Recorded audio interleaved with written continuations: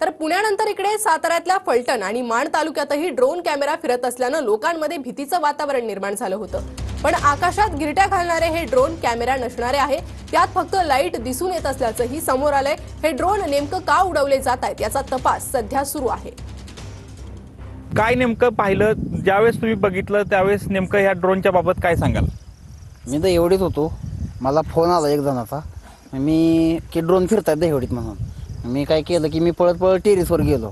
टेरेसवर गेल्यानंतर मी काय केलं की ते ड्रोन जिकडून आले होते तिकडून त्या दिशेला बघितलं, म्हणजे ते बारामती साईडकडून आल्याचं कळलं। परंतु नेमकं कोणीकडे गेलं ते चार ड्रोन होते एका वेळी, पण ते फिरत होते, पण त्याबाबत काय माहिती नाही नेमकं कोणीकडे गेलं ते। आणि परत तिकडे बारामती साईडला गेले, इकडं शिंगणापूर भागात ते गेलेले दिसले, म्हणजे बारामतीकडून आलं असं आधी कळलं होतं। त्याच्यामुळे परत इकडे पिंगळीकडे एक होतं, त्याच्यामुळे चारी ड्रोन परत कोणीकडे गेली ती काहीच कळलं नाही आम्हाला। एवढा अनुभव आहे साधारणतः।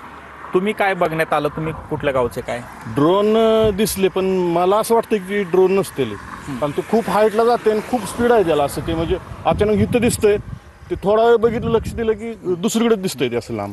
त्यामुळे त्याला खूप स्पीड आहे। काय असू शकतं वाटतंय? काय नेमकं एखादं छोटंसं विमान वगैरे असं काय असू शकतं, कारण ते ड्रोन सारखं आणि ते रात्रीच आहे, त्यामुळे ते त्याचा आकार दिसत नाही काय कसा असेल काय असेल। त्याच्या खाली अशा चार बाजूला चार लाईट दिसतात। आम्ही पोलिसांच्याकडे हा विषय ड्रोनचा बोललो, पण त्यांनी काय सांगितलं की बारामती येथे एक विमानाचं ट्रेनिंग सेंटर आहे, त्या ट्रेनिंग सेंटरमधून ते विमानं ट्रेनिंगसाठी येत आहेत आणि ते कमी उंचीवर येत आहेत आणि लोकांना एकदम जवळ असल्याचा भास दिसतोय, पण हवाई अंतर आणि प्रत्यक्षात त्याचं अंतर खूप लांब आहे। कॅमेरामन तुषार जाधवसह संतोष नारोडे, TV9 मराठी, मान, सातारा।